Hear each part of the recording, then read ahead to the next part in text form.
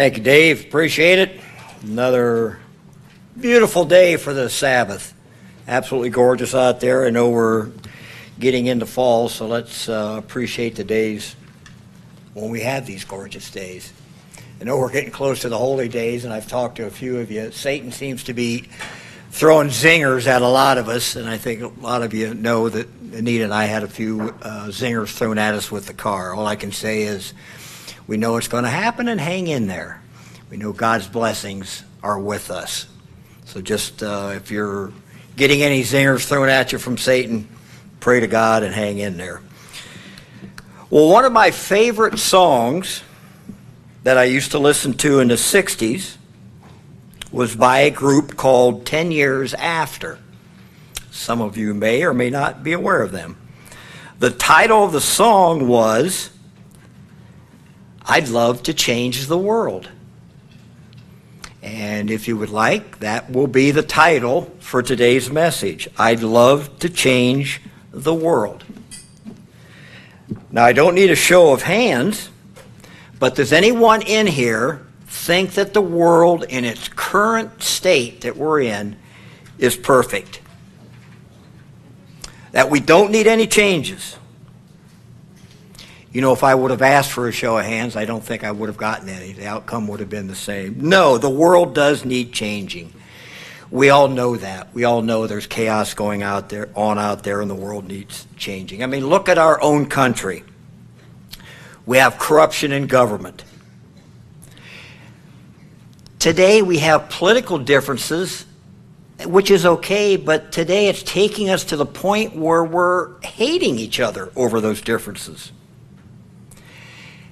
You know, after all of these years and all of these decades, there's still racial strife going on. Big pharmaceuticals and big chemical companies. We know they're pushing products that are bad, and I'll say even deadly for our health.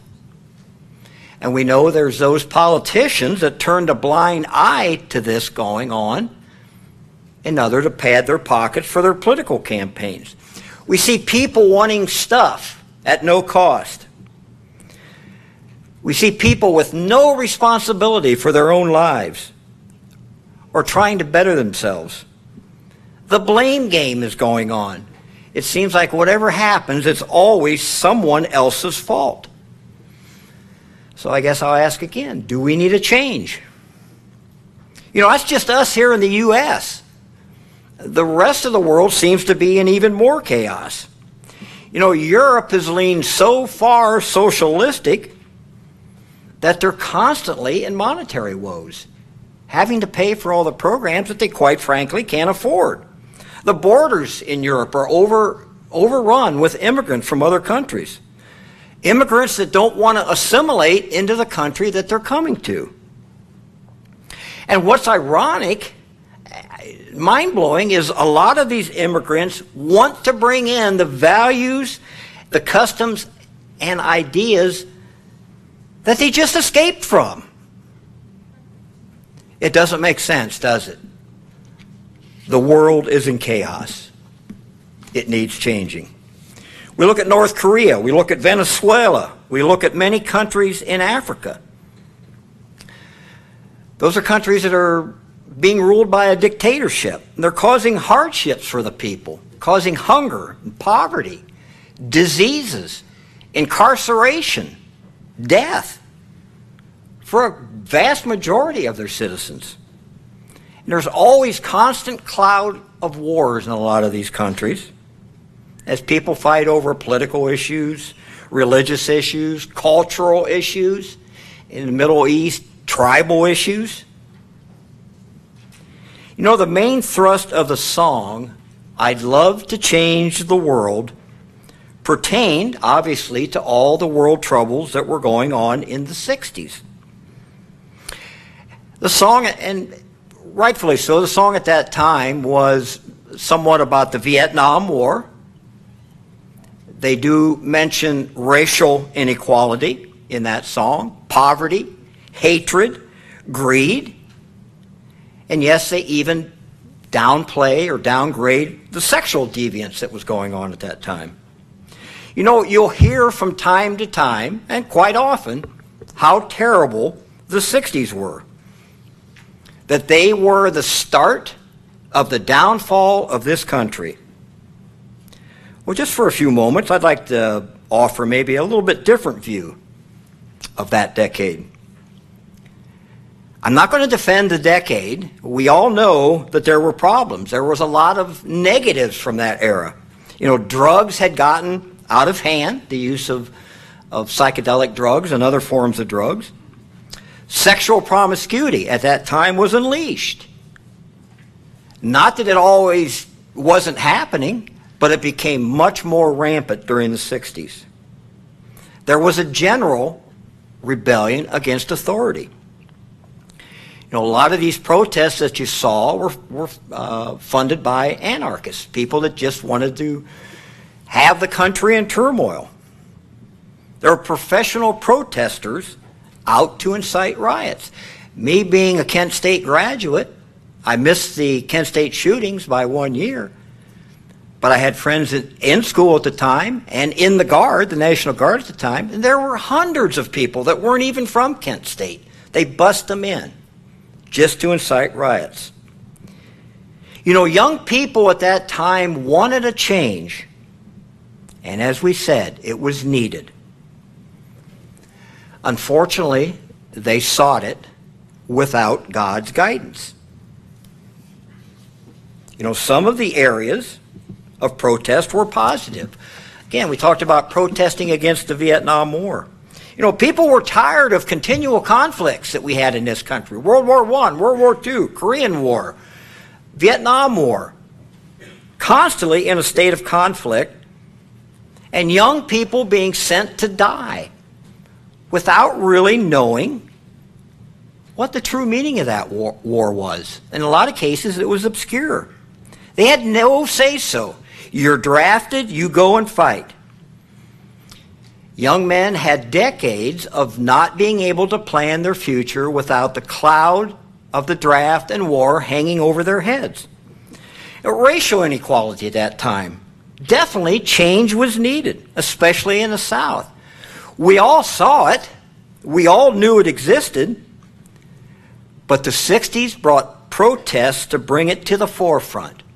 And if you remember, and I do, you saw protests of whites and blacks marching arm in arm to bring about that change. Was it pretty? No, it wasn't. But it brought to head things that needed change. People were saying, we've had enough. You know, if you remember the mantra at that time, it was peace. You either had the two fingers for peace. A lot of times you saw the peace sign, the circle with the supposed dove's feet in it. The dove itself was a symbol of peace. They were all trying to point us in the direction of everyone just getting along with each other. Cut out the wars. No more wars. No more racial hatred. That was the goal. Did it work? Maybe, but I guess I'll have to say no. You know, we've had no more drafts since Vietnam. And even though the news wants to make you think different, racial inequality has drastically improved. You know, there's still racial strife. It'll probably always be there. And we see a lot of that is driven by politicians vying to maintain their status and to get reelected. You know, the intent of the 60s was good. But, unfortunately, without God's direction, the young people, weren't really sure what to do. The chorus to the song I just mentioned, the chorus goes something like this. I'd love to change the world, but I don't know what to do. Is that true for us? Would we know what to do? If God appeared in a loud voice before the whole world and said, Mitch Showers, you're in charge of the entire physical world, would I know what to do? Maybe a little bit, but I can guarantee you not. I can guarantee you I would fail. Let's make it easier for conversation. If God appeared before the entire world in a booming voice and said, United Church of God, North Canton, Ohio, you're in charge of changing the entire physical world. It needs to be changed drastically. Would all of us in here know what to do? Well, we might say, well, that's easy. All we do is we just institute all the commands that God put forth, all the precepts, all the instructions that are in the Bible. Everything will run smooth, right? Who are we kidding? We can't even keep turmoil and disagreement out of God's true church. And I can guarantee you, if everybody in this room was in charge of changing the world, it wouldn't be long before we had some minor disagreements. We're human. It's going to happen. You know, we don't have every little nuance, every little minute detail to go on. These words were given to us for knowledge.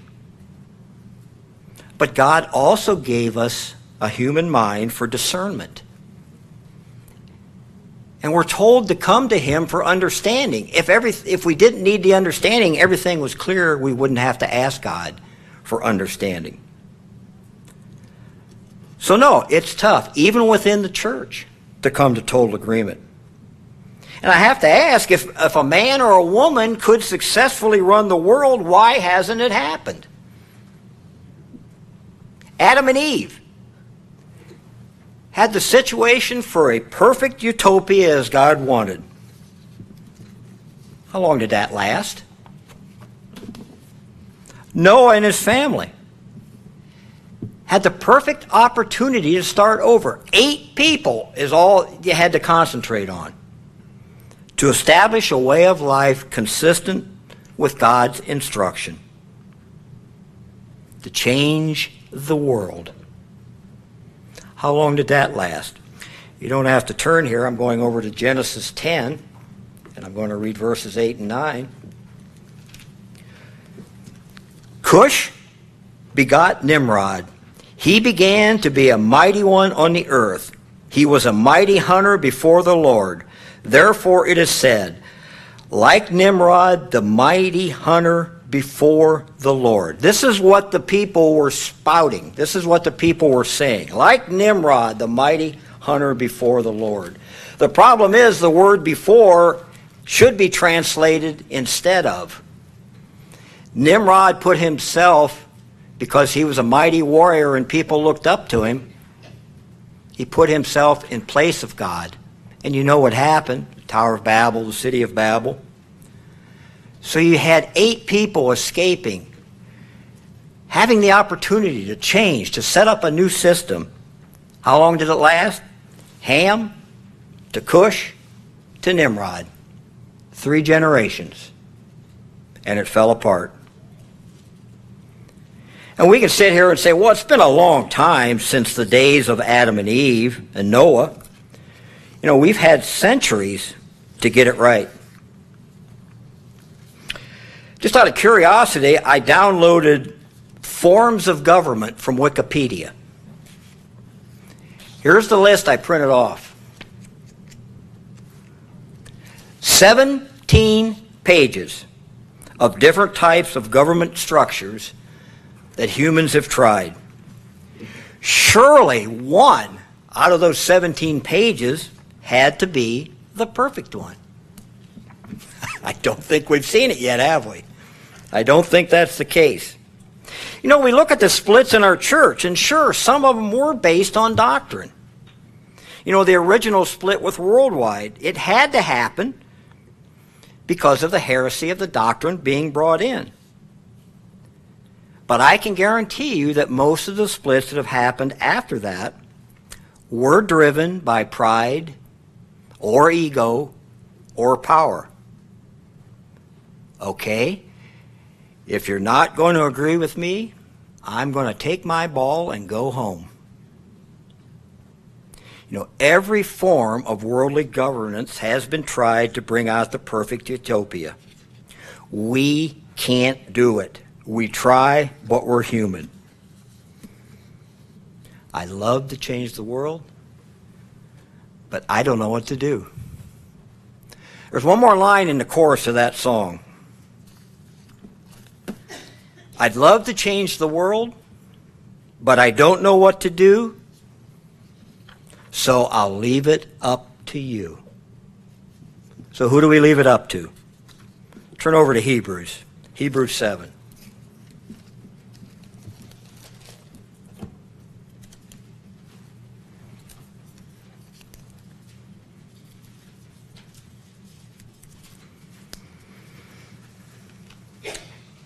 Hebrews 7, and we will start in verse 11. Now, we're going to be talking a little bit in here about Melchizedek. You could give a whole sermon on who Melchizedek was. I guess for brevity, we all know that Melchizedek was the word of the Old Testament that was to become Jesus Christ, without elaborating too much. But in verse 11, therefore, if perfection were through the Levitical priesthood, if that human priesthood was perfect, for under it the people received the law, obviously, if that priesthood was perfect, what further need was there for another priest, and we know that would be Jesus Christ, should rise according to the order of Melchizedek and not be called to the order of Aaron? So he's called not from a human priesthood, but lack of a better word, a heavenly priesthood. Verse 12. For the priesthood being changed, there's a change. Of necessity, there is also a change of the law. Some changes going on.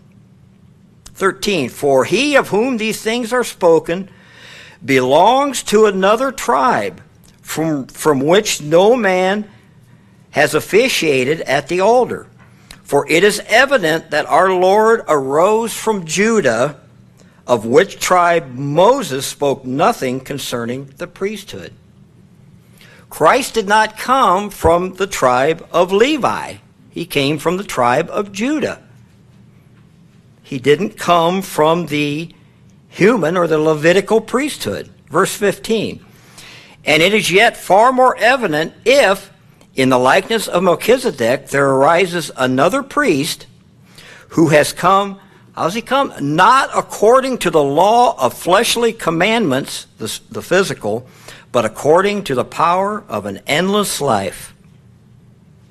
For he testifies, you are a priest forever, according to the order of Melchizedek. That verbiage came from Psalms 110, verse 4. Sometime when you have a chance, Psalm 110 talks about the announcement of the Messiah's reign. It's interesting how that ties in. 18, for on one hand, there is an annulling of the former commandment because of its weakness and unprofitableness. For the law made nothing perfect.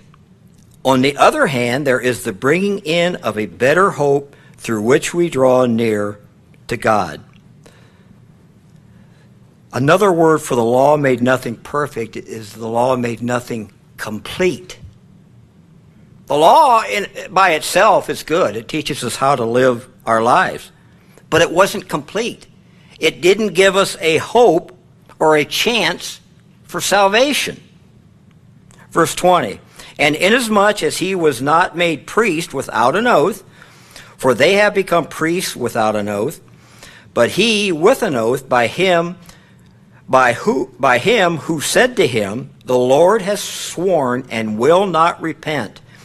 You are a priest forever, according to the order of Melchizedek. By so much more, Jesus has become a surety of a better covenant. A change. A change that took place. And there were many priests in verse 23 because they were prevented by death from continuing. I mean, that makes sense. There maybe was a good priest, but he's human. He's going to die. Christ is not.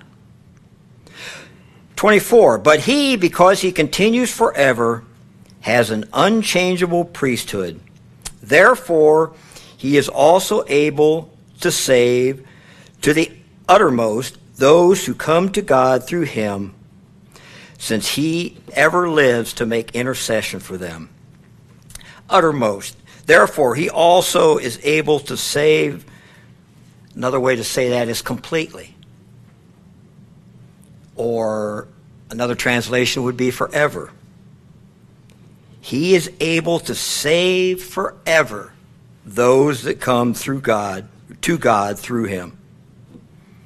Levitical priesthood couldn't do that.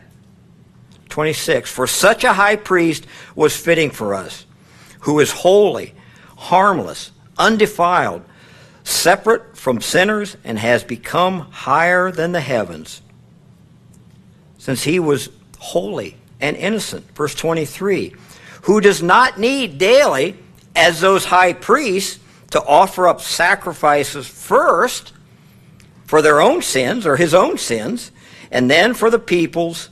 For this he did once for all when he offered up himself. Verse 28.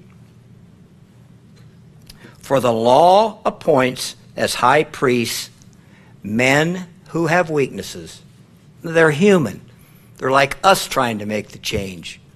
We're human. We have faults and weaknesses. But the word of the oath, which came after the law, appoints the Son, Jesus Christ, who has been perfected forever. Again, there was nothing wrong with the law. It just fell short. And there was time for a change. You know, we have weaknesses. Christ does not. He not only knew what to do, he had the power to do it. He ushered in a new and better covenant, a change that will allow us access to God's glorious kingdom, a kingdom that God created from the beginning of time. So we're physical. We can't change the entire physical world and do it with perfection. Do we just sit back and leave it up to God and Jesus Christ? Well, quickly, let's look at Romans 10.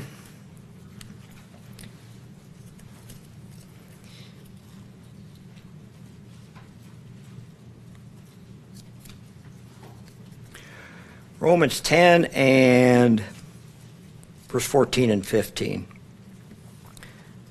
Romans 10, verse 14. How then shall they call on him in whom they have not believed? And how shall they believe in him of whom they have not heard? And how shall they hear without a preacher? And how shall they preach unless they are sent? As it is written, and I love this, how beautiful are the feet of those who preach the gospel, who bring glad tidings of good things, or the good news. That's our job. We are supposed to preach the gospel. Yeah, we leave the changes up to God and Jesus Christ, but we have a job to do. And it's not like it's, okay, we have to preach the gospel because that's our job. Does God appreciate? How beautiful are the feet of those who preach the gospel? And that basically came from, I'm just going to turn back here, you don't have to if you don't wish to, Isaiah 52. I'll read just verse 7. How beautiful upon the mountains are the feet of him who brings good news, who proclaims peace, who brings glad tidings of good things, who proclaims salvation, who says to Zion, your God reigns. Nahum 1:15. Again, you don't have to turn there. Behold on the mountains the feet of him who brings good tidings, who proclaims peace. O Judah, keep your appointed feast, perform your vows, for the wicked one shall no more pass through you. He is utterly cut off. You know, it's our job to preach the gospel, and it's appreciated. You know, even if we can't change the hearts of mankind, we are directed to spread the word, to spread the good news of God's coming kingdom.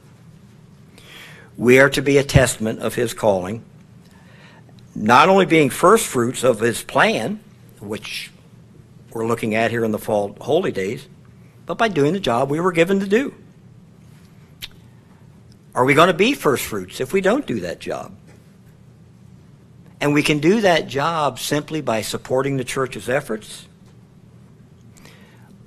We're told to be a light so others can see us, what a godly way of life should be. And you should be ready to defend your calling in case somebody has any questions. You know, God and Jesus Christ can completely change the world. We can't. But we can do what we're appointed to do, to bring the word to as many as will listen. And we all know God does the calling. You know, God's change is for all mankind. All we can do is educate. What we need to remember, we need to educate out of love and concern. Time's drawing short. We have to do it while we have the time to do it.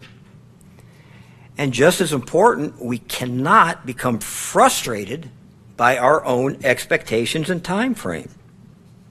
You know, God is working out his plan, a very methodical and in a step-by-step process. Sometimes we want to interject our own thoughts and time frame into that.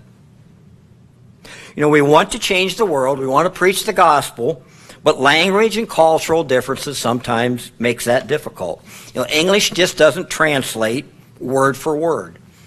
We know when reading the Bible from either Greek or Hebrew into English, there's some literary license taken. It just doesn't translate correctly over. You know, there's subtle differences in language all over the world, and we're supposed to get to other people and preach the gospel. I know in Thai, we go to Thailand quite a bit.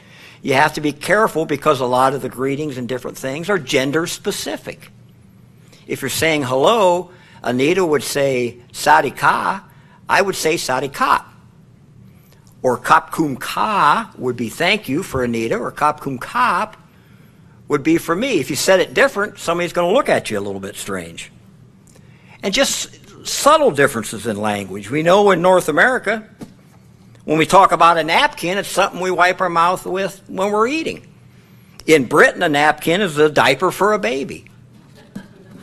So, can you imagine from, you know, hey, would you like a napkin? Well, no, I don't want a napkin if you're giving it to somebody in Europe. There is subtle differences. You know, and eventually, we can look forward to it, but not now. There will be a pure language, so this will not be applicable. And culture. In America, we're more, whether some people aren't, we're more goal and results oriented. We plan normally for a predetermined outcome. We look forward to and plan to be in God's kingdom. A good portion of the rest of the world isn't like that. They're more existential in nature. They're free to do what they want, to live only in the moment. In Thailand, there's a saying, Amanda, I hope I've got the pronunciation right. Mai Pen Rai is a big saying over there. Mai Pen Rai means, I'll do it tomorrow. I'll do it later. And that's how people live. So to get, because of those cultural differences, for us, what seems like, okay, here's the plan, accept it. It's almost difficult to do. Or worse yet, if a country is totally controlled by the government and no chance for thoughts and dreams, how do we explain an ultimate goal to those people? Imagine trying to get the message of the gospel to sink in to generations that have experienced no hope or no clue how to better their lives. It's hard to do. It takes training. And again, we cannot become discouraged. Matthew.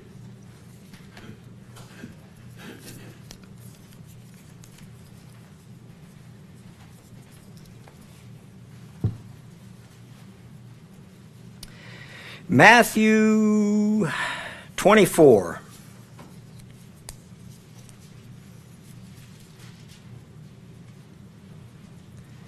Matthew 24 will start in verse 15. Verse 15, therefore, when you see the abomination of desolation spoken of by Daniel the prophet standing in the holy place, whoever reads, let him understand.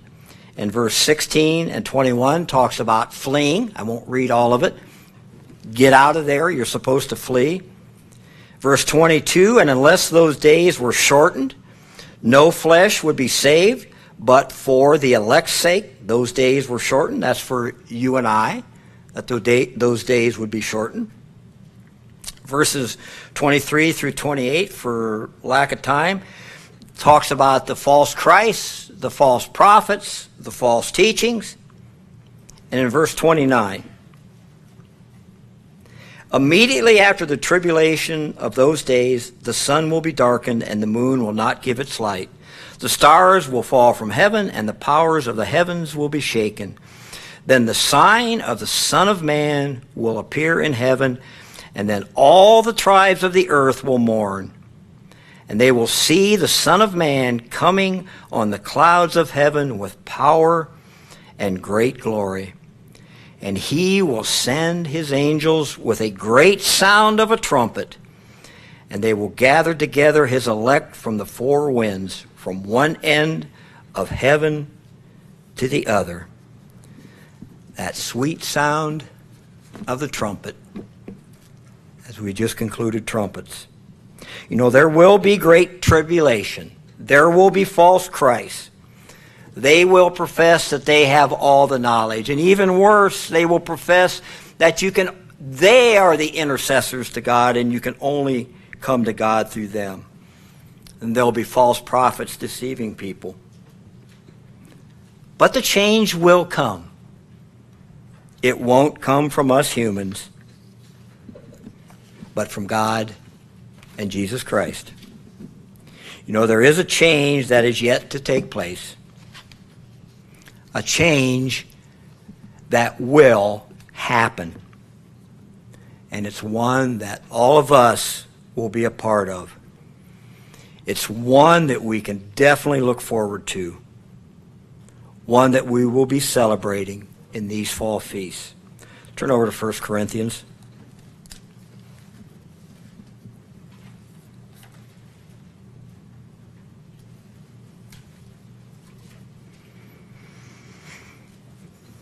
First Corinthians 15. We're winding down here. 1 Corinthians 15, let's read verses 51 and 52. I think we all know these by heart. 15:51. Behold, I tell you a mystery.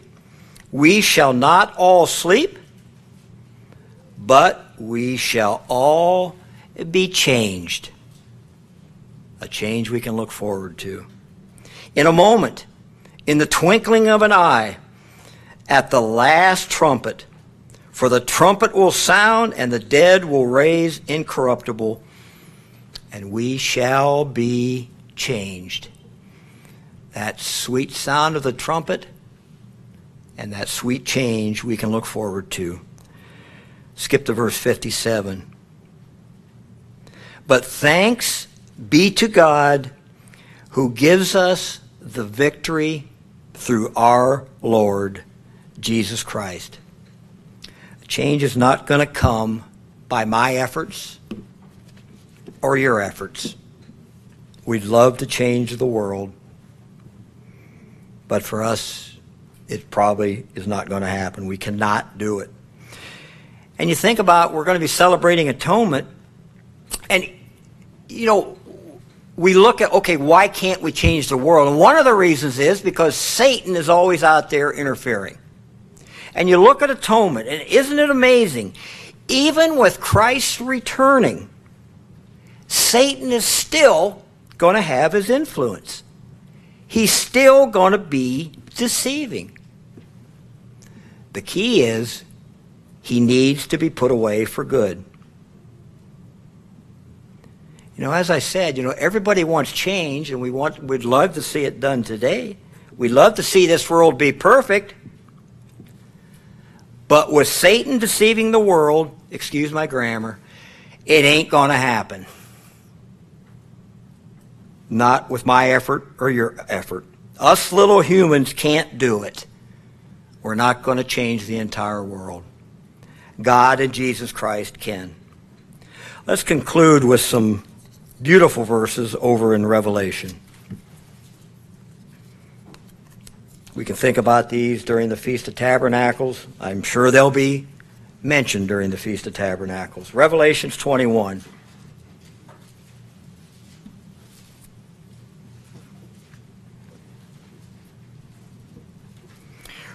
Revelations 21, and we'll just start in verse 1. And I saw a new heaven and a new earth. I saw a changed heaven and a changed earth.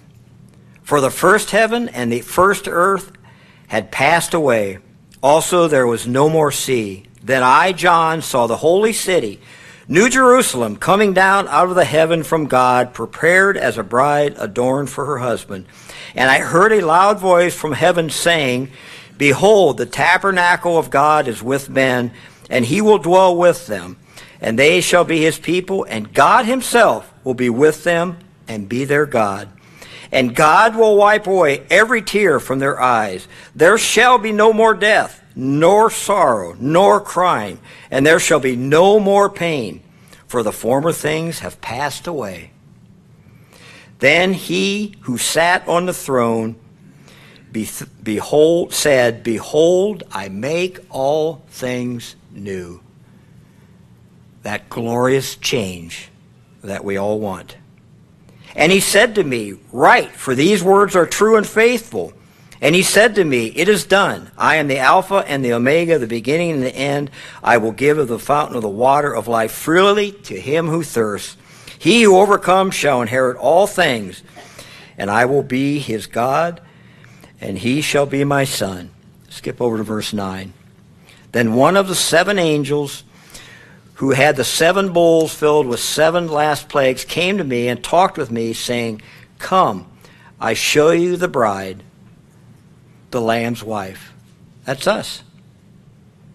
And he carried me away in spirit to a great and high mountain, and showed me the great city, the holy Jerusalem, descending out of heaven from God. Skip over to verse 22. And I saw no temple in it. There's no need for a physical temple in the New Jerusalem. Why?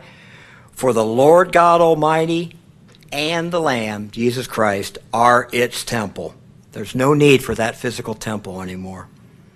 And the city had no need of sun or of moon to shine in it, for the glory of God illuminated it. And the Lamb is its light. And the nations of those who are saved shall walk in its light. And the kings of the earth bring their glory and honor into it. Its gates shall not be shut at all by the day. There shall be no night there. So those gates are always open. And they shall bring the glory and the honor of the nations into it. I'd love to change the world, but I don't know what to do. So God and Jesus Christ, I'll leave it up to you.